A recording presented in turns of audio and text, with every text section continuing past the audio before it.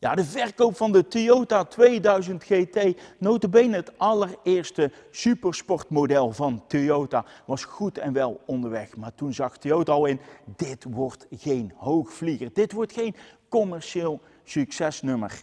Ja, en toen werd er al teruggegrepen op een plan B.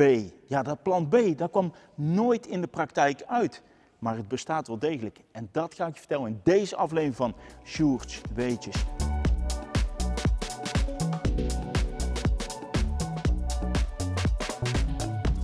Ja, we gaan terug naar 1964.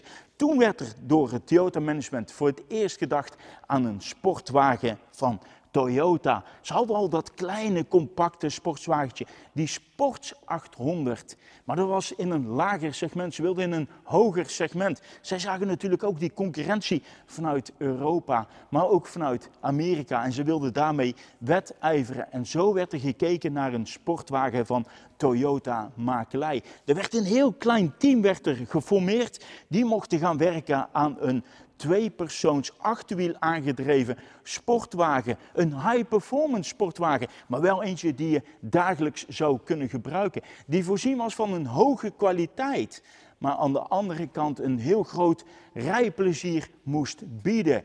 Ja, en hij moest zowel linksgestuurd als rechtsgestuurd kunnen worden vervaardigd. Ja, en dat kleine team, dat schakelde een externe partij in voor onder andere de ontwikkeling van de auto. En dat was Yamaha, eveneens uit Japan. En de heren van Yamaha, die hadden net met Nissan Datsun aan tafel gezeten voor een sportwagen. Zij hadden een concept geformeerd en dat hadden ze voorgelegd bij Datsun. Maar die heren daar, die zeiden, wij doen het op onze eigen manier. Wij komen met een eigen sportwagen. En zo nam Yamaha dat project, wat zij in eigen gedachten hadden, namen ze mee naar Toyota. En daar leggen ze het op de burelen van Toyota. Maar wat zei Toyota? Precies hetzelfde als bij de heren van Datsun.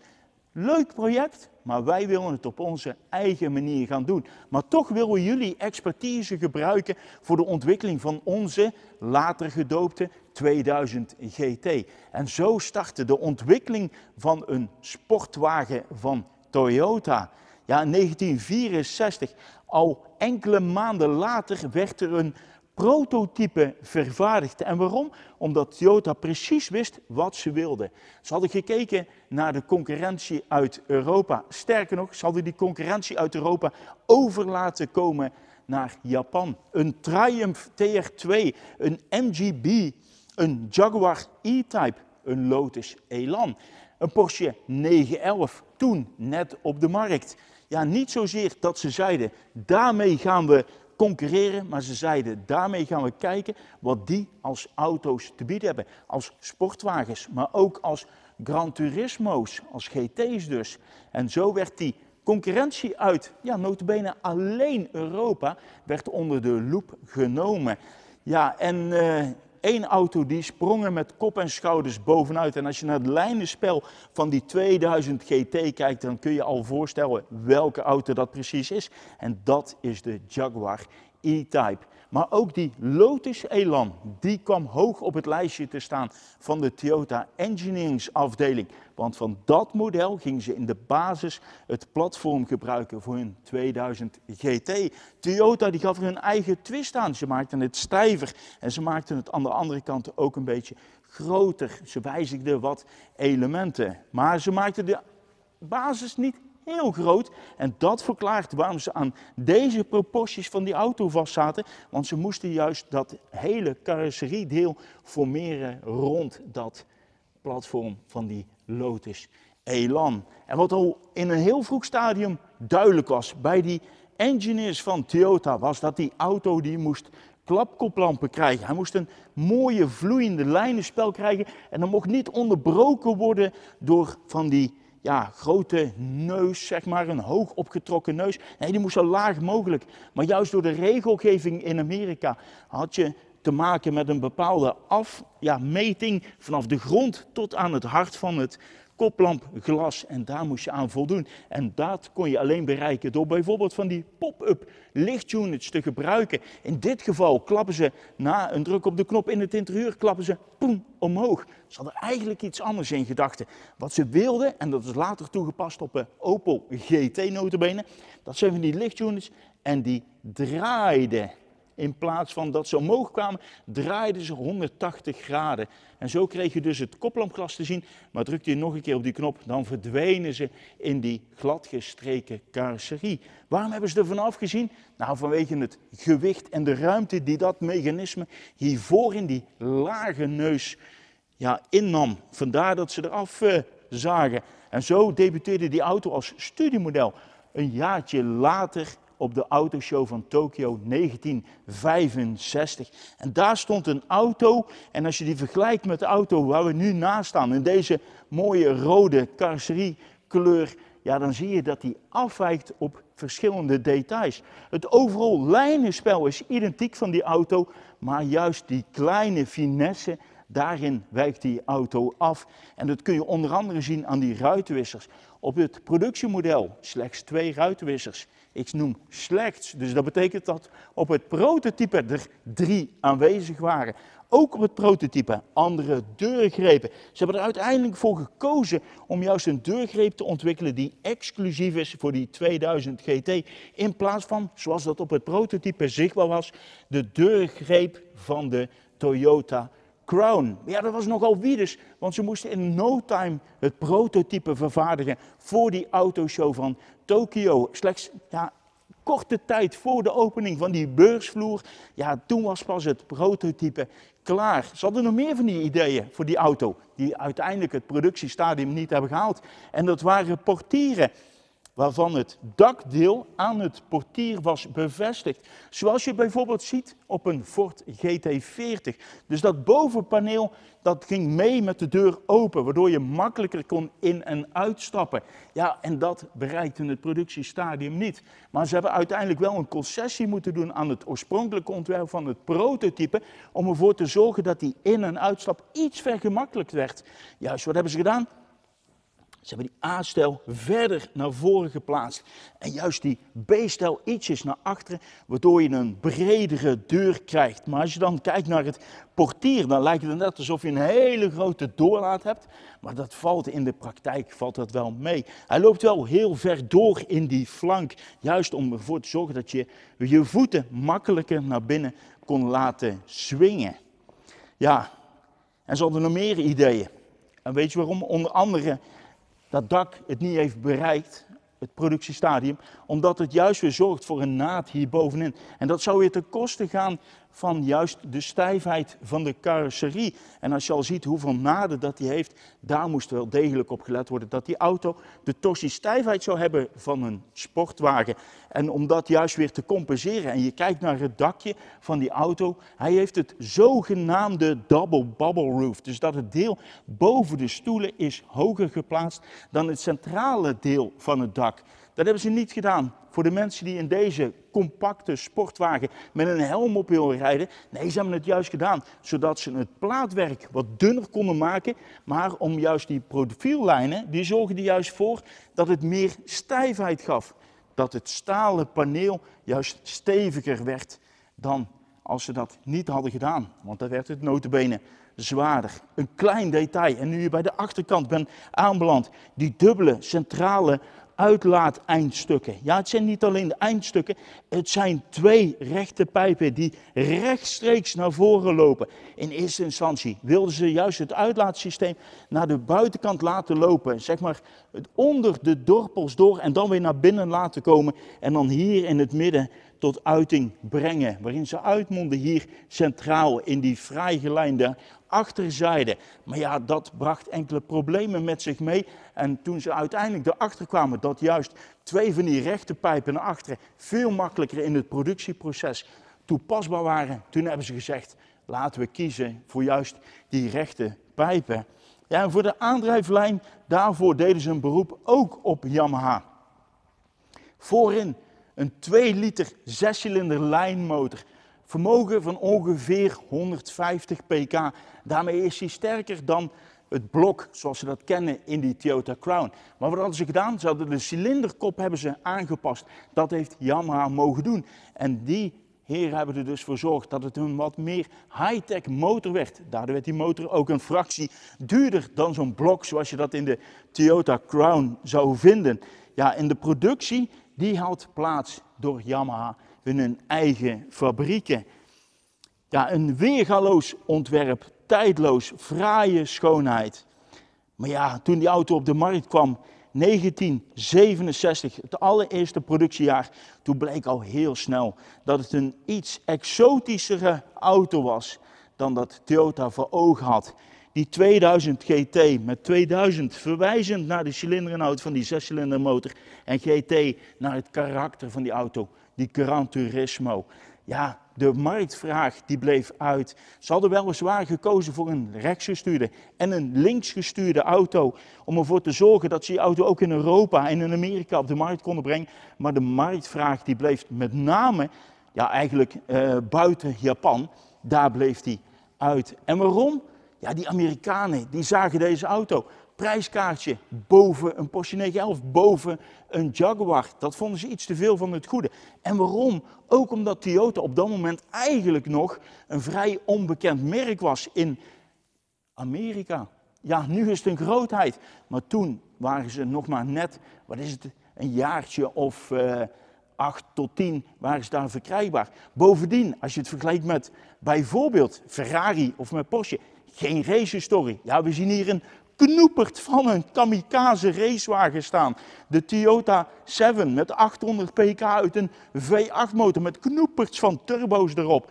Ja, maar die racehistorie die die auto heeft geboekt, ja, die historie is nu eigenlijk dat hij heel weinig races heeft gereden. In plaats van dat hij uitermate succesvol was. Ja, en die Amerikanen die waren er toch blijkbaar heel gevoelig voor om dan toch wel heel extra veel geld te investeren in zo'n Toyota 2000 GT.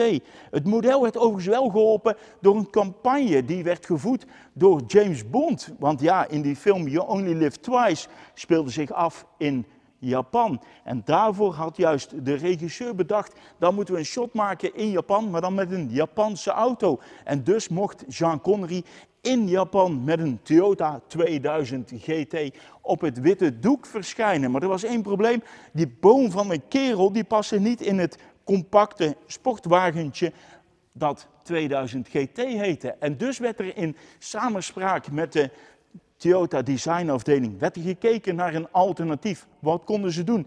Ja, in plaats van dat ze de stoel eruit zouden halen en hem op de bodem van de auto zouden zetten, hebben ze gekeken om er een targa van te maken. Maar dat vonden designers ja niet esthetisch verantwoord. Ze vonden het lijnenspel, de proportie van die auto niet je van het meer. En vandaar dat die auto een volledig open cabriolet werd. Ze bouwden er 2 exemplaren.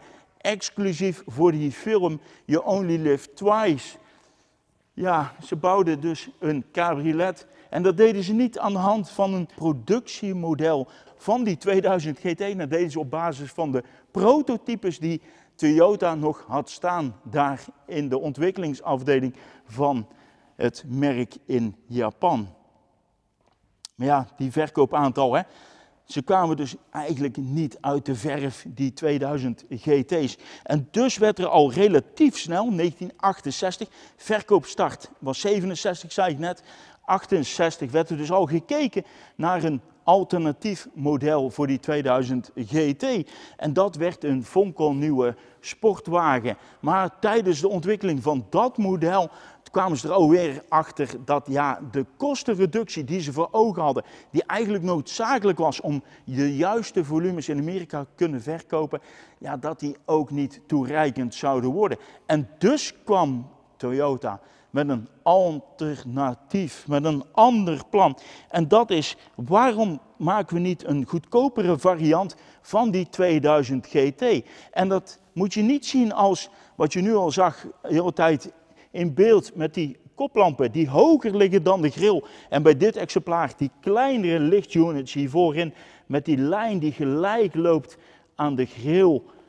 Nee, dat is een detail dat in de loop van de carrière, ondanks was die carrière heel kort, doorgevoerd werd als kleine verbeteringetjes op die 2000 GT. Nee, ze kwamen met een ander verhaal. Wat ze deden is in 1969 startten zij de ontwikkeling van een nieuwe motorversie.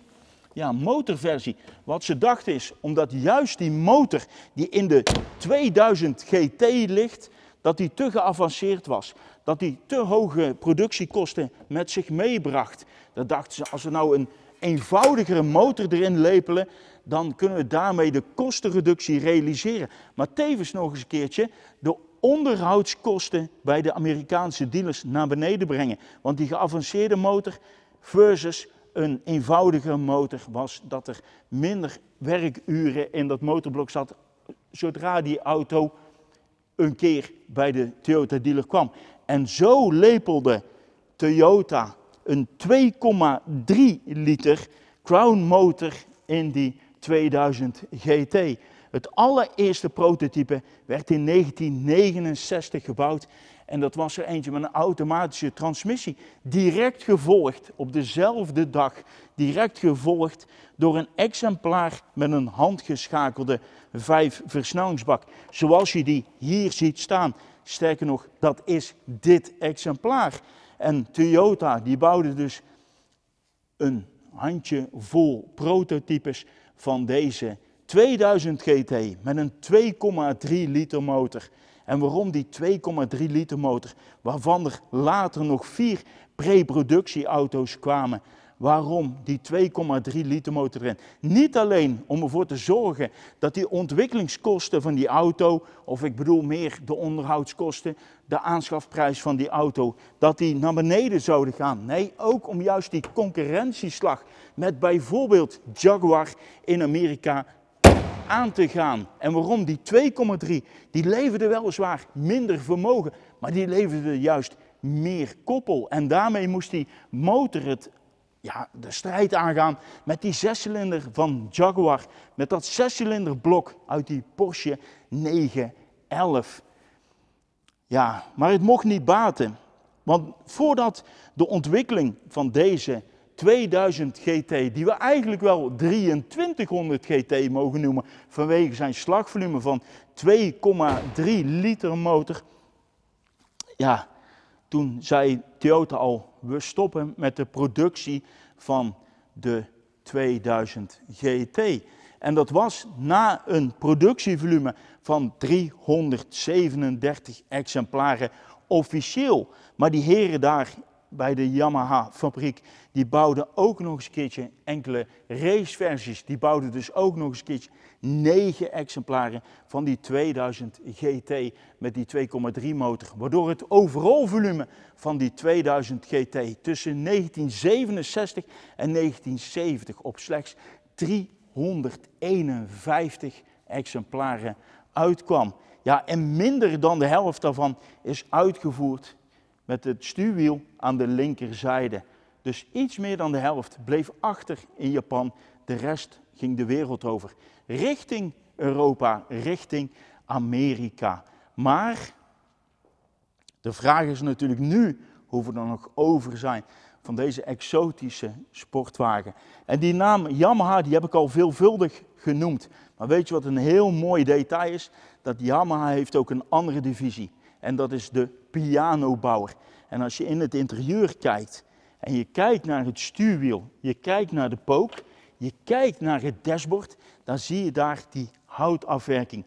Toyota 2000 GT. GT is natuurlijk Gran Turismo. Dat staat voor relaxed toeren, maar wel snel. Maar het staat ook voor luxe. En dat vonden ze juist met hout, dat zijn auto luxe moest uitstralen. En juist dat hout in die 2000 GT is afkomstig van de pianoafdeling van Yamaha. Ja, het bijzondere verhaal van die Toyota 2000 GT. En om eerlijk te zijn, ja, het verhaal van die 2000 GT, dat kennen heel veel echte autoliefhebbers. Maar het bestaan van zo'n 2,3, dat is toch wel een heel uniek verhaal.